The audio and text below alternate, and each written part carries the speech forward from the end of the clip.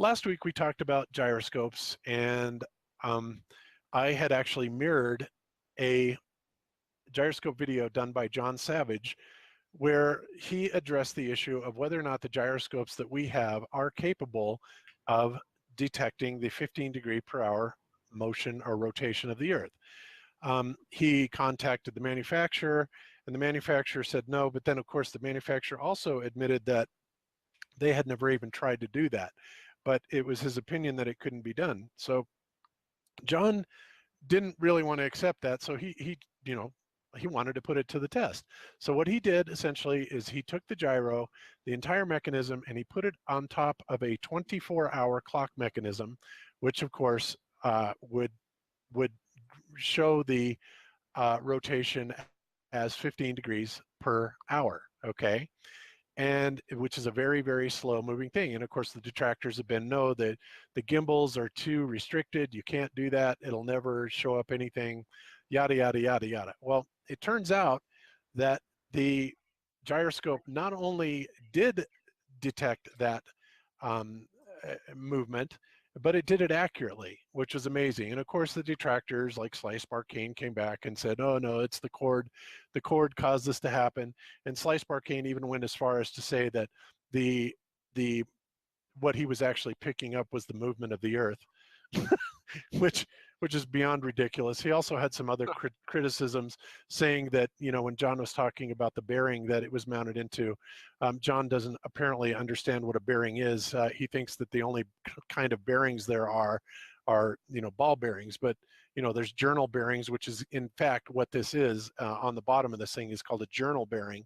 And I have lots of pictures of it and stuff like that, but we won't spend too much time, you know, talking about Slice Barcane. He did make a crack at us saying that, oh yeah, GLOBEBUSTERS immediately mirrored it, and I did because I thought it was fantastic. But you know, he says my reason for doing that was for monetary reasons, like we were going to make money or, you know, tons of money off of it.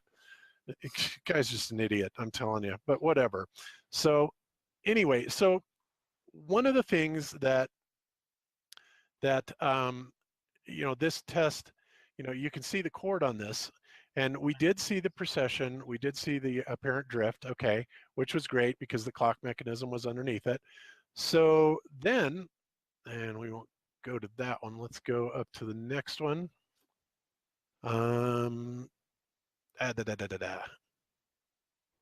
Sorry guys, a little disorganized here. Which one is it?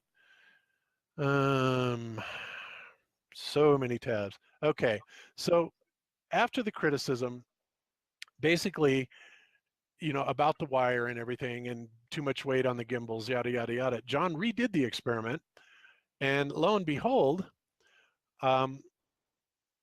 as expected, we did not see any apparent drift. Now he didn't do the experiment that showed the movement with the clock underneath it, but he redid the entire gyro experiment. But this time, instead of having a counterweight and the wire hanging off the side, what he did is he used the battery pack itself as the counterweight with the motor on the other side and got it perfectly balanced out, and then redid the test.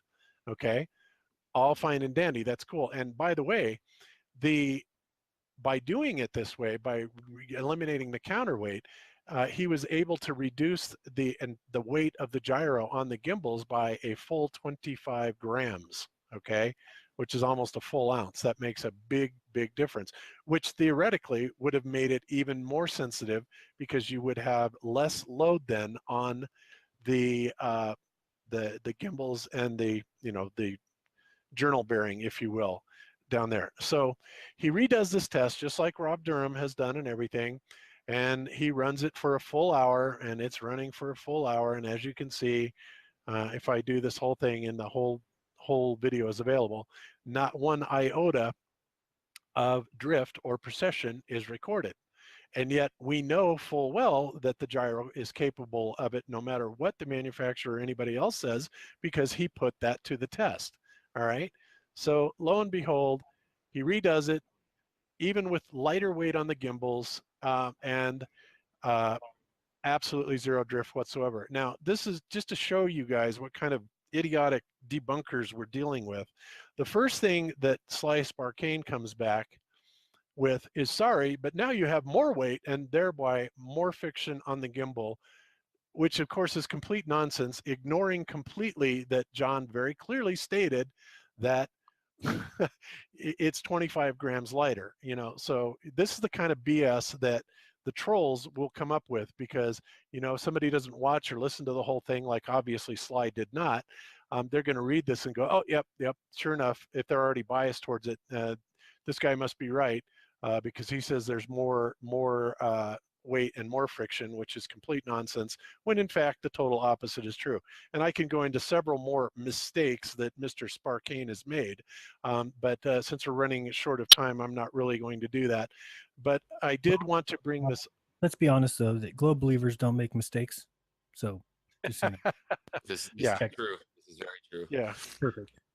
Exactly. And, you know, the whole thing, you know, he had insinuations that basically this was done dishonestly and wrongly. And, you know, he makes so many wrong assumptions. Like I said, you know, he talks about, oh, well, you don't, that's not a bearing. He actually criticizes John for using the word bearing, when obviously this guy is so uneducated, he thinks that ball bearings are the only kind that there are.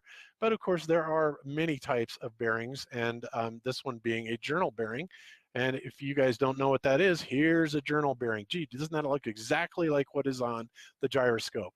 But, you know, Mr. Sparkane just obviously doesn't get that, so whatever. Um, and, you know, to accuse John or to insinuate that he's doing it dishonestly is just completely over the top, in my opinion. So I wanted to bring that up, and I won't go too much more in detail. I'll put all the links to all of the tests that not only he has done, but Rob Durham has done as well.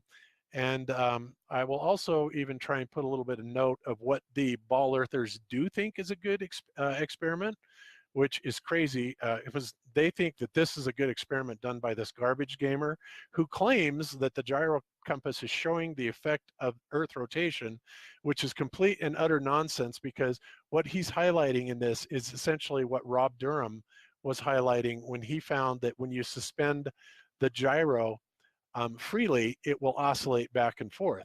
Well, this guy did essentially the same thing except in water, and he even shows it oscillating back and forth wildly, but yet he doesn't change the title of his video saying gyro compass showing the effect of Earth rotation. It shows no such thing. This is a complete lie, and yet the very same guys, like you know, this guy right here, Mr. Fudmutton, thinks that, you know, this is a really good experiment. And by the way, when John was addressing this, the reason I even got this link in the first place is because this is what the trolls were talking about as their idea of a good experiment.